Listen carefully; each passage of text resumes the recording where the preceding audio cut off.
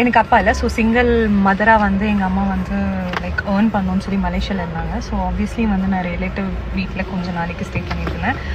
அப்போ என்னோட ரிலேட்டிவ் வந்து சொன்னாங்க, நீ வந்து கெஸ்ட் இல்லை, வீட்டு வேலை செய் அந்த மாதிரி. ஸோ அப்போது நான் வந்து டிசைட் பண்ணேன், ஓகே நம்ம வந்து கண்டிப்பாக வீடு வாங்கணும், நமக்குன்னு வீடு இருந்தால் அந்த மாதிரிலாம் சொல்ல மாட்டாங்கல்ல அப்படின்னு சொல்லிட்டு, நமக்குன்னு ஒரு ஐடென்டிட்டி இருக்கணும் அப்படின்னு சொல்லி. ஸோ அது ரொம்ப ட்ராமடைஸ் பண்ணதுனால தான் இப்போது என்னால் வந்து வாங்க முடிஞ்சது, லைக் முன்னேற முடிஞ்சது. அது வந்து ஒரு வெற்றி படிக்கட்டாக வந்து ஒரு மோட்டிவேஷனாக எடுத்து பண்ண முடிஞ்சது. எல்லாரும் வந்து ஒரு ஸ்ட்ரேஞ்சர் வந்து கேட்பாங்க இந்த மாதிரி, உங்கள் அப்பா என்ன பண்ணுறாங்க அப்படி கேட்டால் உடனே அப்செட் ஆகிடுவேன் சீரியஸாக. With heavy heart we had our indifferences. அவங்களுக்கு ஒரு எக்ஸ்பெக்டேஷன்ஸ் இருந்துச்சு, எனக்கு ஒரு எக்ஸ்பெக்டேஷன்ஸ் இருந்துச்சு. ஸோ டிஃப்ரெண்ட் எக்ஸ்பெக்டேஷன்ஸ் இருந்ததுனால it happen. Like we try பண்ணலன்னு இல்லை, we tried, it happen. Sadly breakup. அப்புறம் வாய்ஸ் பிரேக்கப். ஓகே, அப்புறம் வந்து have I moved on, I don't no.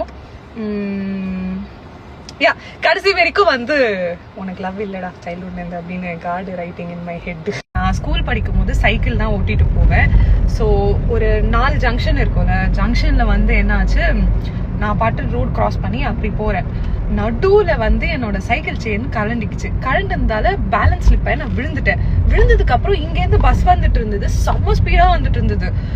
வந்து நல்ல வேலை நிறுத்திட்டான், இல்லைன்னா நான் வந்து அவ்வளவுதான் உயிரோட என்ன நீங்க பாத்துருப்பீங்க. நான் பரலோகத்துல, இல்லைன்னா என்ன சொல்றாங்க, அது ஹெல்லா, அங்கதான் இருந்திருப்பேன். ஹெல் இல்லைன்னா இல்ல பரலோகம் ஹெவன். ஓகே, பரலோகம் ஹெவன் இல்லைன்னா வந்து ஹெல்ல தான் இருந்திருப்பேன். முத்தழகு சீரியல் ஆக்ட்ரஸ் சோபனா தன்னோட வாழ்க்கையில நடந்த ரொம்பவே சோகமான பல விஷயங்களை ஃபேன்ஸ் கூட இன்ட்ராக்ட் பண்ணும்போது சொல்லியிருக்காங்க. ஸோ இதெல்லாம் பார்க்கும்போது இவங்களோட வாழ்க்கையில் இவ்வளோ கஷ்டம் இருக்கா, இதெல்லாம் கடந்து இவ்வளோ ஸ்ட்ரகிள்ஸை கடந்து தான் இப்போ இவ்வளோ சூப்பர் விமனாக நிற்கிறாங்களா அப்படின்ற மாதிரி ரொம்பவே ஹாப்பியாகவும் பெருமையாகவும் இருக்குது அப்படின்னு தான் சொல்லணும். ஸோ நிஜமாலுமே ஒரு பெரிய விஷயம்.